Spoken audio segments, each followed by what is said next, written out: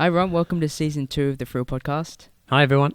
What's new in Season 2? We are filming the podcast episodes now, and they'll be available on our FuReel YouTube channel, FuReel TV, and all the information will be in the description below, so you can copy and paste that, enter that in, and check the FuReel Podcast out whilst watching it.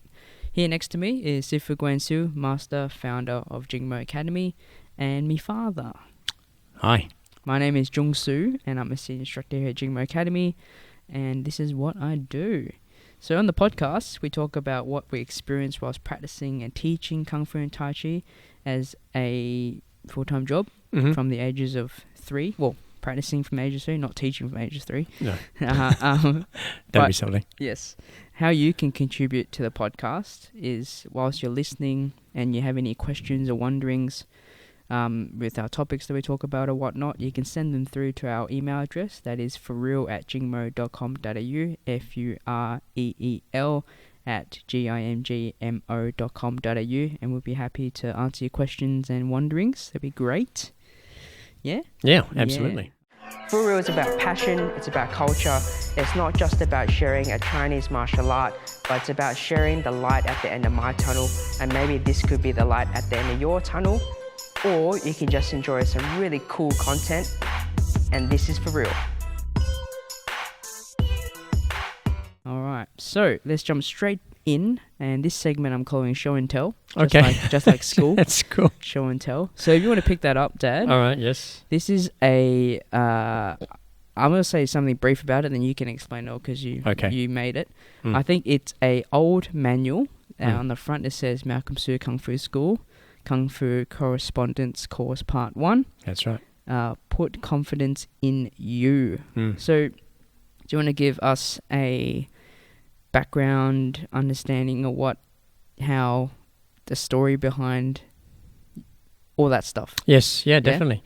So, this was first printed, first edition. It's a correspondence course that was sold via magazine and newspaper.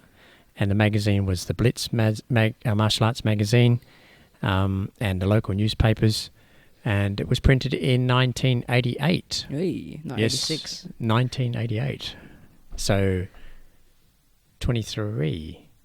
Yeah. 23 what? I was 23 years old. Oh, right, yes. Yes, yeah. Because you keep referring to 86. 86. Well, you keep referring to 86. So this Kung Fu correspondence course, it's the old-fashioned. This is all before we had internet and videos. Tapes were all the rage at the time, VHS and beta videos. And we had this correspondence course in self-defense. It was a part 1, so it went through the foundations of Jing Kun and Poksao Gao Trei and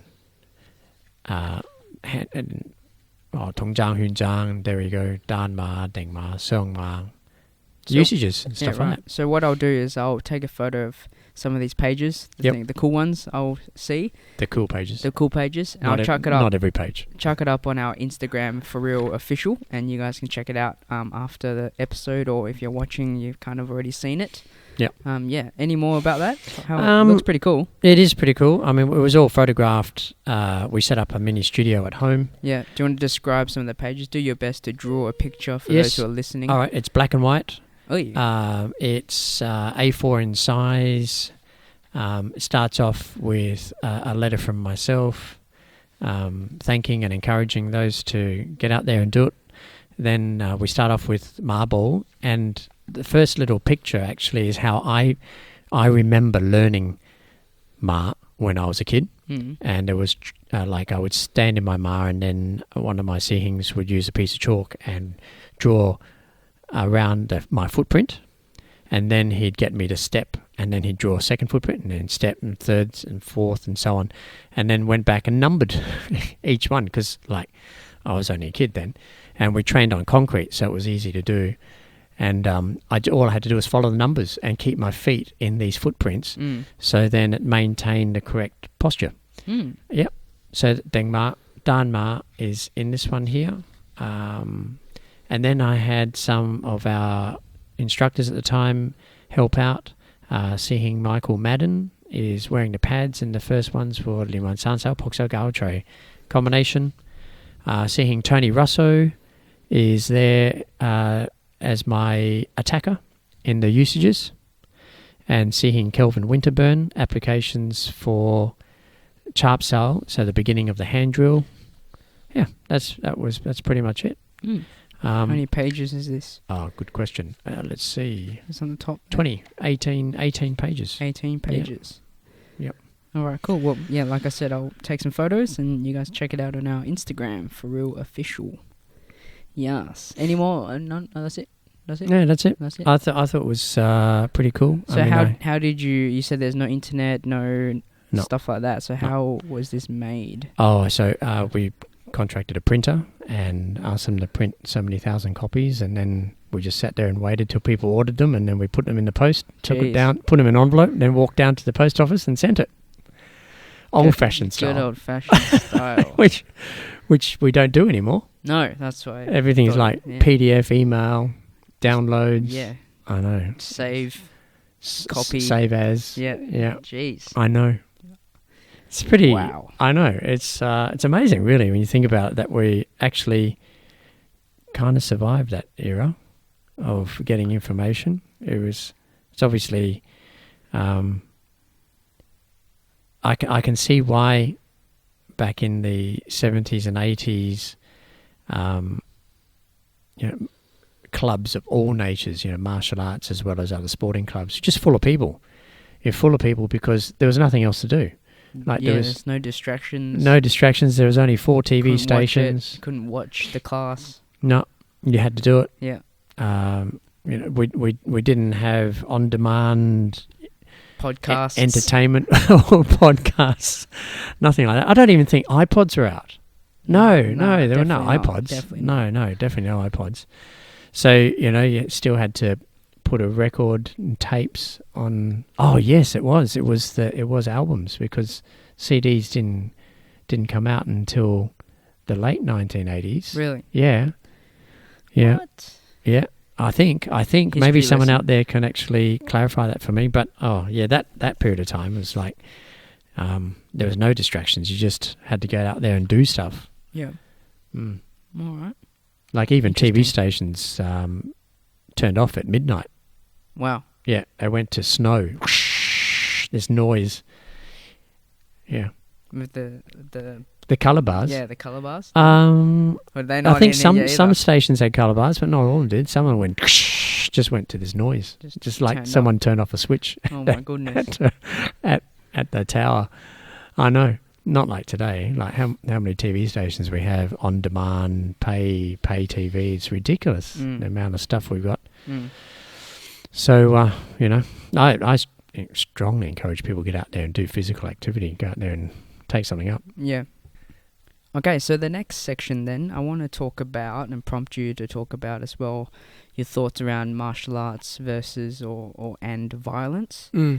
I know our family, or especially you growing up with violence as a young child, we practice how not to be violent here.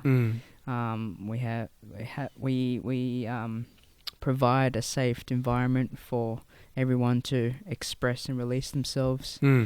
And there are some roughness to martial arts. We have free-form fighting competitions, which is a pretty much full contact competition of other styles coming together to fight. And topics of UFC as well. So what are your thoughts around martial arts and the borderline violence scenario? Well, I speaking from my own experience, what I notice is that in martial arts there's a big attraction towards the fighting and typically the violence behind the practice. And I can see that there is an absolute need and necessity for an outlet like a controlled environment like in a martial arts club to be able to express yourself and to investigate this need and this urge to be able to express the violent side of humanity. what I'm beginning to understand more and more is that my childhood, in particular, being surrounded by violence. So there was a lot of fighting around at the time, a lot of talk about fighting. There was a lot of violence in our family, physical and emotional. What that has then reacted in me is this real acute awareness that when we're violent and we're uncontrolled, then we can be very harmful to others. So my stand to myself is that I don't wish to unconsciously continue that pattern. So I must consciously bring it to the light. Yep. I know that, for example, let's just talk about UFC. When UFC first came, I had a quite interest in watching it. And just over the years, I'm not sure whether the rules have changed in UFC or not, but I myself have become less and less attracted to it, to the point now as I can't watch it. I can't watch UFC. I can't watch the violence. I find that it really turns something in me that it turns me right off, really. And I'm not saying that UFC is a bad thing. I'm saying that that's my response to it. Yeah. And so therefore I can't watch it anymore. When we came to the point of creating a full contact fighting competition circuit here in Perth, one of the things that was very clear to me was that the safety of the participants had came first. And therefore, after speaking to healthcare professionals and doctors and members within our community, it was very obvious to me that the head strikes is where the problem was. And I think we all know that just through other contact sports, the head strikes is where the problem is. So we took out of the equation any blow to the head, which then, we had conflicting responses to that. Some people supported it and some people said that we weren't really full contact and it wasn't a real fighting competition unless you can knock your opponent out, all that stuff. And so, you can't be everything for everybody. We continued as we went and had 7 years, I think it was. Really? Yeah, 7? I think it was 7 years. It's a quick 7 years. Of competitions. And at its peak, we were having a competition every 3 months at its peak. Yeah, so we had 4 a year. And I didn't see there was any problem, actually, with no head strikes. As a matter of fact, the feedback I got from competitors was that it was much more challenging. It was much harder because the head sits on top of the shoulders, much easier to hit, to deliver a devastating blow than to skillfully strike the body and the arms and the legs in such a way that you're timing it so that your opponent is off balance at that very moment and you kick their legs out, or you're timing it that their breath is just extinguished and they're breathing in and you punch them. So these things made it much harder. So therefore, it did two things. It opened up the opportunity for other styles, for different styles fighting each other, as well as a whole myriad of levels. So you can have a total novice in the ring with another novice from two different styles having a real contest that was safe and that was a positive building experience in their own self-esteem and confidence and learning. Whereas when you put head strikes in, then really the game narrows down to a very fine point and only open to certain participants, practitioners. So for me, I find that, to answer your question, to have environments where there is clear boundaries and it is well managed and controlled, that enables martial artists to express themselves and challenge themselves and possibly even others, I think is a necessity. It doesn't mean that we're training violence, not at all. It doesn't mean that we're encouraging any violence or supporting violence. As a matter of fact, there's possibly even an argument to say that, well, if we can visit this physical contact and this confrontation in a controlled, consistent environment, then what it means is that we're going to have less violence outside. Now, I can only speak from my own personal experience. Because I approach my experience with violence, I know I'm less violent. In the previous years, when I was a much younger man and I pretended that I wasn't violent, and I pretended that there wasn't any violence in my life and that everything was fine and perfect and all the rest of it, I spiked quite often. And I watched myself spike on the road behind the wheel of a car. I watched myself spike when people disagreed with me. I watched myself spike at home.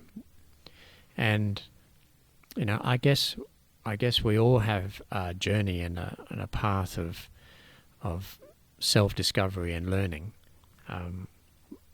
But I think all of us would agree that the faster we get through the difficult times, the better. We don't all need to make the same mistake. And that's what I'm trying to say. That we can learn from other people's experiences and mistakes as well, so that we don't have to travel that path too. So that's how I see it. And I know that there are people out there, and possibly those listening, who've been victims of bullying and violence that has been acted upon them by people who seem like they were trained in some form of art or martial art. And I'm really sorry that happened to you. However, I actually do question whether that person got trained much at all. Like, maybe they always had behaved that way, or have chosen to behave that way, and regardless of their training and influence by others, it wouldn't have changed it. As a matter of fact, I believe that if you train a martial art properly from a traditional teacher, that the longer you train, the more self-aware you become, the less violent you are, and more positive experiences happen rather than the negative ones. So I think it's necessary. I really do. I don't see that martial arts should be so protected or so politically correct that there's no winning or losing anymore, or there's no failing of gradings anymore. I truly believe that then it needs to be a reflection of the reality, and that we can be compassionate and kind about the losses. But there has to be that reality as well, because that's what the martial arts is. Mm. Okay, interesting. Interesting. Yeah, I was thinking about my experience with the freeform fighting as you were talking. The part that I couldn't identify at the time, but I think now if I was to identify it, would be the part that I didn't feel comfortable or enjoy was the hurting of others from me, like hurting people. It was like a kind of a difficult line to balance, where we're in this competition and our aim is to beat each other physically, but then again didn't like that uncomfortable feeling of hurting someone. I think Ali asked me on Instagram when I posted one of my freeform fighting pictures, like, why did you stop, or what made you want to stop, or something like that. I think this is why. It was just that back then, as a young dude, I want to say my last fight was when I was 16, 17, maybe? 18, maybe? Maybe? Didn't like that person who was hurting people in that scenario.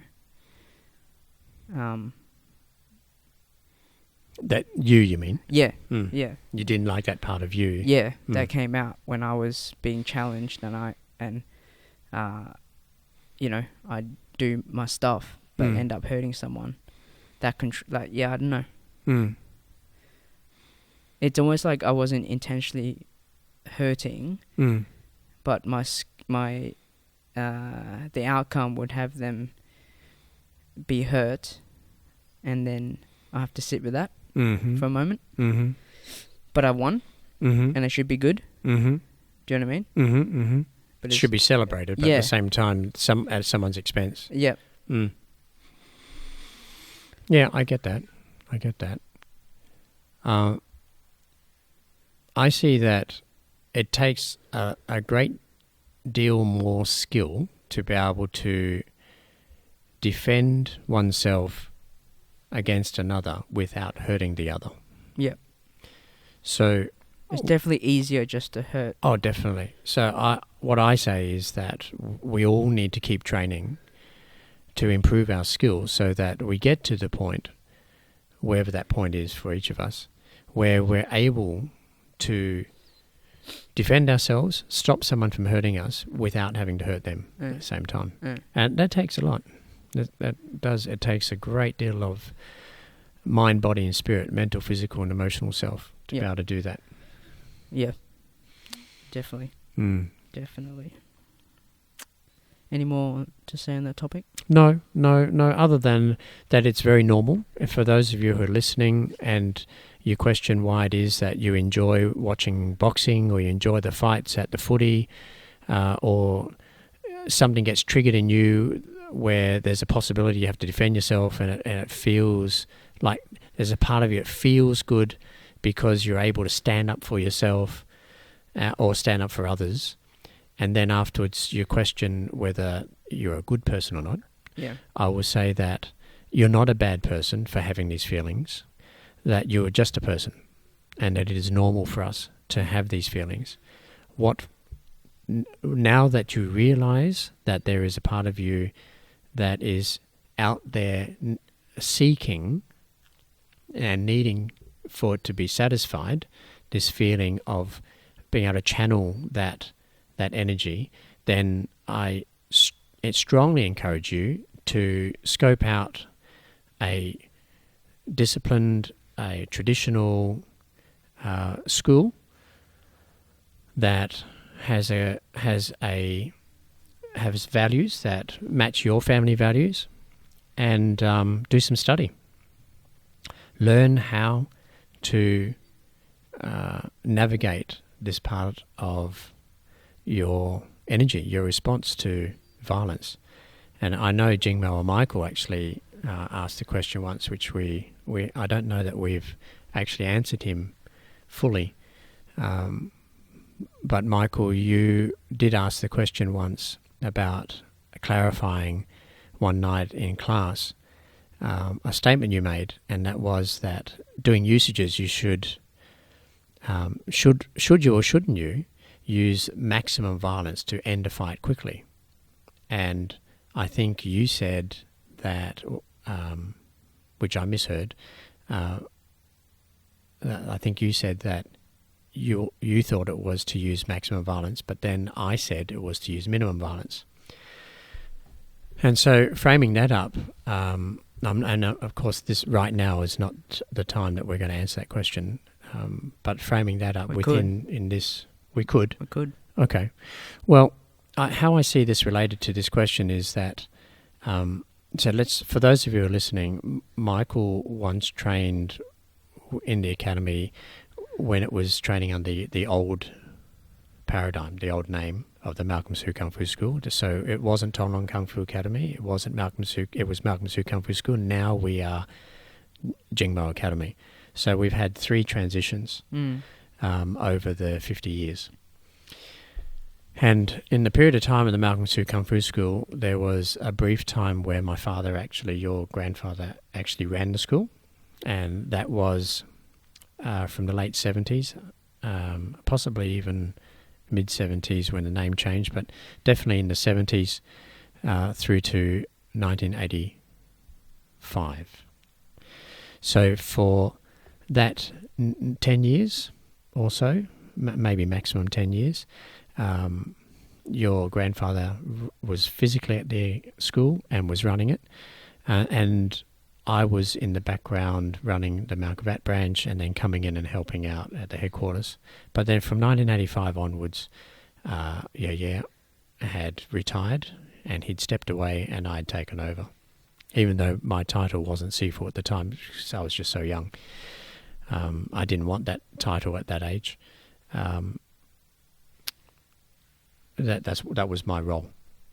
So the culture changed in that period of time, but in the process of change, there was still some leftover, some lag, and that's where, Michael, where you came in the 90s and 2000s, where the culture hadn't completely flipped yet, and it was still in evolution. So there were still parts of the Malcolm Su Kung Fu School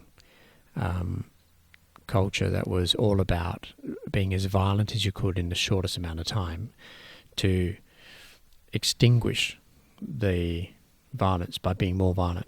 Now, at the time, I couldn't articulate any of this, and I was going through a very challenging period of my life where was kind of clarifying who I was and still honouring my father, who was also my sifu, and trying to work the balance between the two and disagreeing with him. Like, how do I disagree with how he was doing things or how he expecting things to be done and be myself at the same time? It was really hard. So, Michael, back then, I agree with you, that's what was taught. It was that every technique you delivered had the intention of one blow, one knockdown, and I think even in your period of time, it might have even been encouraged that your intent was to kill your opponent. Now, it's really uncomfortable to say that because I know that that's actually possible, that we can lose total control or total compassion for another human being and do crazy stuff. And of course, it's easy to say, yes, well, they made me do this. Well, I say, well, no, there's no such thing as people can make you do anything. I think there's a part of us that conveniently likes to be rescued and allows another person to take the blame. And I think that's what it is. I'm not saying it's wrong. I'm saying we are bigger than that. That once we can name it, then we have a choice. So that's my first stand. The second one is, if I was to use violence to extinguish violence, then when does the violence end? So in other words, I keep feeding the cycle. So when is it going to end? Yeah.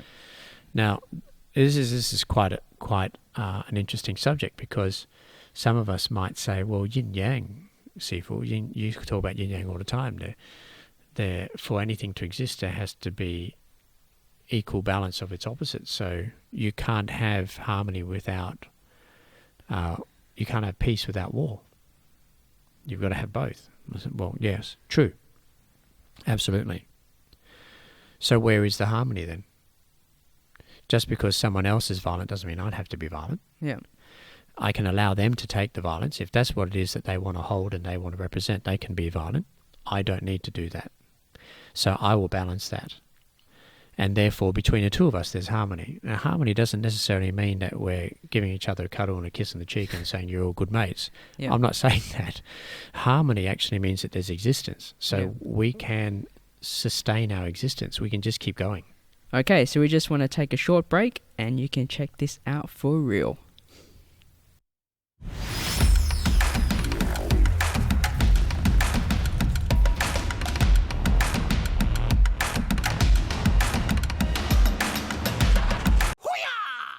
So for me, it's taking a peaceful stand to violence is not fighting. It is not being passive. It is not allowing others to hurt me. It is the total opposite. Opposite in the way of, I will stand for myself. I will protect myself because nobody has the right to harm me. But also, I have no right to harm others because what is right for me is also right for others. So therefore, my commitment is that I will continue to practice to improve my skills so that I am able to protect myself and inflict less and less harm onto others. So I don't believe I'm there. I don't believe I'm there yet. But that's your intent. That's my intent. Yeah. So that's one of the reasons why I keep practicing. Yep. And it's not a practicing from fear. It's a practice for conviction. It's like I am committed to this. Yeah. That I do not pass down to the next generation because I got it. I got it from my father. The violence, he got it from his father. My grandfather got it from his father. It's been passed down genetically.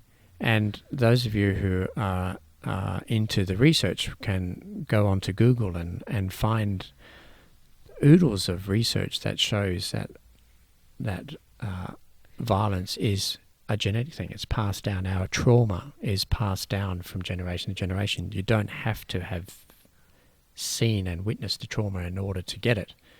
It's part of our DNA. So, that's another reason why, in a much deeper level, why I believe that there is definitely a place for martial arts schools and communities to get together to help people unravel this mystery. Like, how do we all stop the trauma from being passed down to generation? Because the next generation has its own trauma. Why does it need ours as well? So that's my personal take on it. And hence, Michael, when in class, I didn't hear that you said with as much violence as you could, and I heard with as little violence, is because that's my belief. And I'm sorry I didn't hear it at the time, but I'm also glad that we were able to talk about it. And I'm also pleased that we have a culture here at the Academy where you felt it comfortable to be able to question your Sifu as well and say, Sifu, hang on, I thought it was about more violence. Why are you saying I've got to be less violent? So I think all of that's really important, that having the environment to be able to be heard as much as this learning experience and this whole culture of creating something bigger than ourselves. Yep. Yeah, I think for me it's the importance of self-awareness and your intent, because this is not the first time I've heard people or us talk about this sort of subject. Yeah. It's out there, and Yep. some people stand on that side, some people stand on this side. Yeah. We're all having a point of view, but I think it comes down to your self-awareness, where you're coming from, and your intent of your beliefs or actions. Yep. And no one's right, no one's wrong. It's just how we want to pass down to generations, or how we want to practice our arts, isn't it? Absolutely. Yeah. Yep. Everyone will do it differently. Yeah, exactly. And I think that's important because we're all looking for something different. And as I said to a colleague of mine in Brisbane, I said that your student has a relationship with you that is really special, and it cannot be replaced. And whilst he's trying to find someone to replace the relationship with you, he's going to be disappointed. And I said, so therefore I'm not going to teach him any Kung Fu. I will teach him Tai Chi, but not Kung Fu, because he's looking for a replacement to his Sifu, which nobody can do. Yeah. So that's a very unique relationship. All right. Well, next topic then of our podcast. It's about your Medium posts. Ah. So for those who don't know, Dad has Sifu Gawain has a Medium blog, which he posts on, and you post one last week, which I want to refer to, but feel free to talk about any other posts. But before that, how did you get into writing a blog, and what's your intent with it, and what do you find that brings you satisfaction around it? Okay. Writing a blog. So writing a blog, I don't know what came first, really. Chicken or the egg? The chicken or the egg. But I started writing my blog at the beginning of my 100-week Yulu challenge. Yep. Which I'm in currently, started week 88 this week. And I felt like I wanted to write a book. I had no idea what I'm going to write about. Yep. But I had this urge, and I thought, well, if I start with writing a blog, then that'll get me good practice to write a book. And so I don't know which came first, whether I wanted to write for the book or whether I wanted to write to report on my 100-week Yulu challenge. But they happened all around the same time. Yeah. So, yeah, and I was writing once a month up to a point, and then you inspired me to write every day when you started to vlog every day. Yeah. And then I got a real flow on it. And now I've come back to it. I had a bit of a hiccup, I guess, you say. I got a bit of put the brakes on it for a little bit. I think that happened last November. Yes, last November, when I was in Bali assisting Master Chen with his workshops, and he said something to me which I'm not sure whether he intended for this to happen, but he said something to me that made me stop writing. And there was quite a few people who were disappointed, but I wanted to sit with that. And so I went back to about monthly rather than writing every day. And so now I think I'm ready again to blog, but I'm going to blog weekly at this point just because I'm so busy. Yeah. We're doing daily Facebook posts. We've got our podcast and other media channels that we've started. So I think if I can get back to it weekly, it'd be good. Yep. I can sustain that. So what do you write about exactly? I write about my journey in practice. Yep. And what I notice about myself and what happens through my practice. So they're kind of reflections and musings of practice, of daily practice. Okay. And in particular, what daily practice does for me, how it transforms my experience of life. Okay. All right, well, I have your last one here that I pulled a quote from. So the title of your previous, your last blog is "What Brings Me Happiness, Satisfaction, and Mental Health." Mm-hmm. And you wrote, "Don't get me wrong, I'm just another guy often doing his best and equally stuffing it right up." Yeah, that's right. So do you want to talk about your last post? Yes. And for those who haven't read it, what were you writing about? Sure. So that blog was a reflection on noticing how daily practice affects my emotional and my mental well-being. Yeah. The week before that, I had I was traveling with a viral infection, and I don't know what it was, but it grabbed me well and truly for 24 hours. And I was kind of standing at the point of, wow, I am so physically exhausted. How am I going to do my daily 24 Yulus? Because I do 8 Yulus 3 times a day. And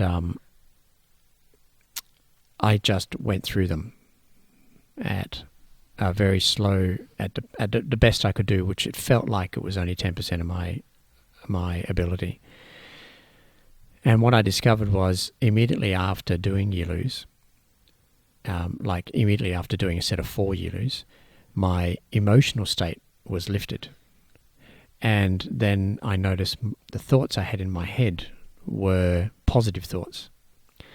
So I figured then that 2/3 of my being was being improved through daily practice, even though I was violently ill, fevering, shivering, aching, feeling nauseous, dizzy, all of that stuff, sensitive and pained all over the body.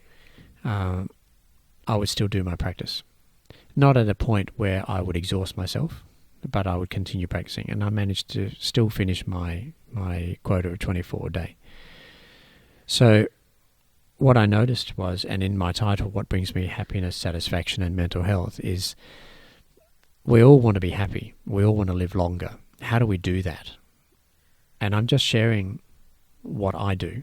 And my statement there that you've taken a quote out of is that I'm not perfect. Yep. I'm not special.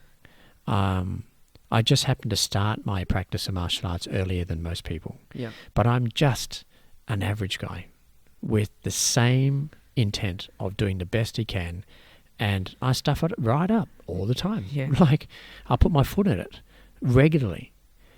And I get triggered by it, like you said, when I walked in today. Clearly I was traveling with stuff because I was triggered by a conversation I had on the way here. And I'm just another guy. But the point I'm making is that just another guy or just another girl can do daily practice. Like, you don't have to be born into this. You don't have to be Chinese. You don't have to be training since you're 3. You don't have to do it for your job. You just be a normal person. Yeah. Can still benefit from daily practice. Yeah. And the type of daily practice, and I'm not talking about spiritual in a religious way, I'm talking about spiritual in a human way. Yep. So when we practice daily, it improves our emotional state. When we feel higher or feel better in our emotional state, we will have positive thoughts. When we feel low in our emotional state, we have negative thoughts. It's really that simple. When we have a high emotional state, feeling positive, then we make better choices for ourselves. Like, we make better choices of food because we're feeling better, because we're thinking clearer. We then have the energy to go, I'm not going to eat that crappy fast food. I'm going to make myself something proper to eat. I'm not going to drink that soft drink. I know I need energy, I'm low, so I'm going to have good fresh water, and I'm going to find some fruit or make myself a juice. So when we're in that state, we can make better choices for ourselves. Yeah. And that's the physical part. So we can actually help our physical body that way. Yeah. So my blog are reflections, and some of them weren't as easy and clear as that, because my journey has been reporting on what it's like to go from zero, like not doing 24 yilus a day, not doing 100 yilus a week, to doing 100 yilus a week. So I didn't build up to it. It was like bang. I went from nothing, like just doing it when I could, to now I'm doing 20 today. Yep. And I've just built it up to 24 because it felt better. So I went through this whole process. I'm still going through the process. Just because it's week 88 doesn't mean that I've mastered it at all, right? My last week, I think I reported my body ached so much, like it hadn't hurt as much as it ever hurt before last week. Now this week, that pain's gone. I don't know why it's gone. I'm just watching. I still consistently do the same practice, roughly the same time of day, the same number every day, every week, and just reporting on that. Yep. And I haven't stopped working full time. I haven't stopped being a dad. I haven't stopped being a husband. I still do everything, and we just added this in. So to prove to all you guys and girls out there who say, look, life is really busy. I don't have time for me. What do you mean you don't have time for me? Yeah. It's like the first person we must have time for is ourselves. And if you don't do it for yourself, do it for your next generation. Do it for the others. Because I see that part of my responsibility is not just to practice a healthy way of living for me, but also for the generation and the legacy that I leave behind, like for my children, for my students, is to set an example of what can be achieved. And then, like the Tai Chi principle says, turn every push into a pull. Every day we all seem to feel there are parts of the day where we've got to push our way through it. I hope that this example of just a normal guy going about doing the same thing every day. As a matter of fact, my challenge was I started my 100-week YOLO challenge on the day that William was born. So we had a newborn in the house as well. And those of you who are parents will know what that's like. Still, a daily practice happened. And it's possible to do all of this. You can do it. You can actually do it. And I'm not saying that, like, get out there and do it. It's like, you can do this. Like, it is possible. Yeah. You don't have to be anything special. The world doesn't have to stop turning in order for you to have time for yourself. It's crazy that once, we have a few Jing, or we have a lot of Jingmos doing the daily practice project with you. Yeah. And how they're like, oh wow, like this can be done. Like this, I feel good every day when I do some practice. But I find it's like, it's not something you get until you get, if that makes sense. Yes. And I was sharing with the Parkinson's Tai Chi people today, just asking, who practices outside this one day a week that we get together. If you put the hand up, and I was expressing how, we all should do some daily practice. If you feel good after Tai Chi, then continue it, so that when you come to our next class, not only do you remember more moves, but you feel confident in learning more, feel confident in remembering more, because part of the process is that they come once a week. By the time next Tuesday comes, I forgot what we did last week, But I was asking, who practices outside of our Tuesday classes. If you put their hand up, I said, great, what do you do, what do you do, what do you do? And one lady shyfully said, oh, I did a little bit. I said, what's a little bit? She said, oh, I did some in my bedroom in front of my mirror. I said, that's practice. That is practice. That's not a little bit. Let's not downplay it. Let's not put yourself down. Let's lift yourself up, because that is practice. If you do that for 7 times a day, if you do that 7 times a week, that's a week's worth of doing. And then by Tuesday, when you're here, you've done 7 times practice, more than you would have if you didn't. Well, even doing it 1 day extra is 100% more than before. Exactly. And I was just sharing, like, that is practice. It's not something you have to find an hour in your day, and you have to have no emails, and you have to have the perfect this and all that stuff. It's like, don't I'm trying to explain to you, like, don't express yourself, I only did a little bit because you did it in your bedroom. No, that is practice. Where else do you need to practice? We don't always have a really big, what's our academy, 14 by 11 square meter mat. It could be just 2 by 5 or 2 by 2. You just do your practice. I just find it's really fascinating. I did it too. Fascinating how your mind plays, I call it tricks on you, where you think it has to be this whole thing before you can practice. Whereas, Vaughan shares with me, he's making cups of tea, and instead of standing there doing nothing whilst the kettle boils, he does twisting towel. That's practice. That's right. So yeah. Anything else to add for that one? No, not at all. No? I think we've covered that one quite nicely. All right, cool. All right, well, let's do some quotes, before we finish this episode. Yep. All right, so first, we've got 3 quotes today. So first quote is from Bruce Lee once again. You can tell that I like grabbing his quotes, don't I? It says, defeat is a state of mind. No one is ever defeated until defeat has been accepted as a reality. What do you think about that? That kind of goes into daily practice, doesn't it? It does, absolutely. Yeah, very true. I think there's probably science around that,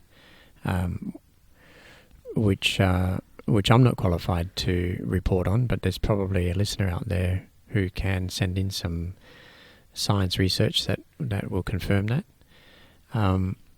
But definitely in my own experience, my anecdotal experience, there are days where most of the time I feel like I've got a hang of this, like I've got this. And then the days where there's a glimpse of, wow, maybe I failed, totally changes my view and my experience of life. So everything just goes... Yep, everything goes down, narrow, deep, dark. Yep.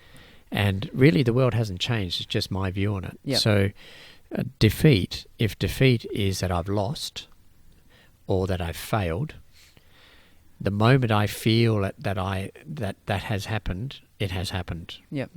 And nothing has changed. Like nothing has changed. Yep. And that's living every day. I'm not talking about a once-off competition. I'm talking like every day you come to work and you do your thing and you go to class and you train and you look after family and you take kids to school and pay the bills and you know plan your life and all that stuff. And most of the time I feel like I'm on top of it and we've got everything handled, and then there are those days where it just goes zoom and it feels like, nah, I've really screwed up. This is it. We're not getting out of this. Yet nothing had changed. Yeah. The only thing had changed is my view on it. Yeah.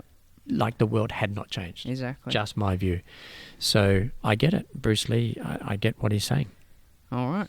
Really good. I think this could be another context for daily practice without even knowing that we're talking about it today. But it says, no matter how many mistakes you make or how slow you progress, you are still way ahead of everyone who isn't trying. True. Yeah, true.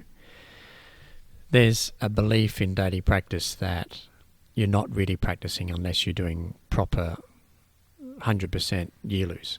And I remember this one day when we were in the mountain together last.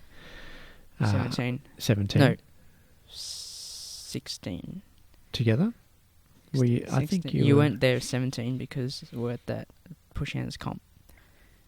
Right. So 16. 16. And Sing Tom was there? Oh, I wasn't there that one. Oh, so you weren't there that time? No, I wasn't there. Okay, was that 17 then? That was 18. 18, okay. Yeah. Last year? Yeah. All right. So I remember standing there filming Sing Tom and Tim, who were doing the afternoon practice, and they were doing some push hands with Honore. Okay. And one of the other instructors. Yeah. And whilst we were filming, you know, in the hall across from the main conference centre, Wong Ting. Yeah. It's really slippery because it's dusty. Yeah. You know, they had a wind blows in. Yeah. So I was doing year-loos, but because it was so slippery, I was doing it, you know, quite high in the stance. Otherwise, you just fall over. Yeah. And one of my Tai Chi sisters, she came up. She said, "Are these part of your 20 year-loos?" And I said, "A day?" And I said, "Yeah." She goes, "Oh, if it's like that, I can do that too." I said, "Okay." Yeah. Did you do it? No. But my point is, I felt the heavy judgment of the heavy judgment of, well, you're not even doing it properly. Of course, I could do that too. Like, she's 70-something, right, and struggles to do proper year-loos back to back because she has also a physical disability with her legs. And just that heavy judgment on me, I knew that it was a heavy judgment for herself. So that she was judging herself at the time that she won't do a year-loo unless it is proper, which means she doesn't do any year-loos at all. Or does. When are we ever... Exactly. Yeah. And the thing is, in my experience, and others might disagree with me here, but this is my experience. Starting the 100 year-loo challenge, 100 weeks, we start doing the best we can at the beginning, and we keep doing the best we can all the way through. And when we get to the end, the best at the end is very different to the best at the beginning. Yep. But I can't do, and if I was starting my year-loo challenge and I looked at someone who'd done 100 weeks, 10,000 Yilus, and went, I can't do it like he can. Yep. I need to do it like he can before I start. Yeah. Otherwise, it's not proper. Yeah. The point is, you've got to start. Yep. And you start doing the best you can. And you just keep going, constantly, consistently doing the best you can. And that means some days you might only have in you to do 10%, like when I was ill. Do the best you can. Yep. And there's always something to be gained. So by the end, when you finish 10,000 Yilus, you're doing it this particular way. Yep. You can't do that at the beginning. Yep. But you can do the best you can. Yeah, I think that's where comparison really cuts you off. It does. Because you compare and then you go, well, I can't even do that, so... No. Why would I even waste my time? Yeah. Well, that's crazy. I think it's a missed opportunity. Definitely. All right. So out there, do that. Those of you listening, get started. Exactly. Just get started. Do what you can. 100%. All right, now... Well, sorry, the quote starts with now, but next quote is... Now, every time I witness a strong person, I want to know, what darkness did you conquer in your story? Mountains do not rise without earthquakes.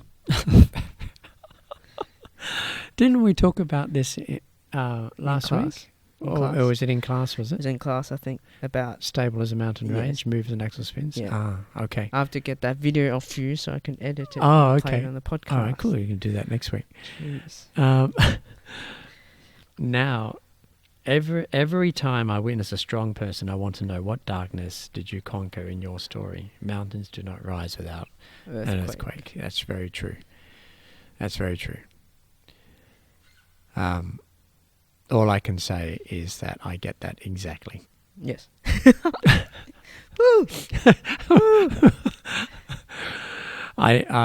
Yes. I don't even think we...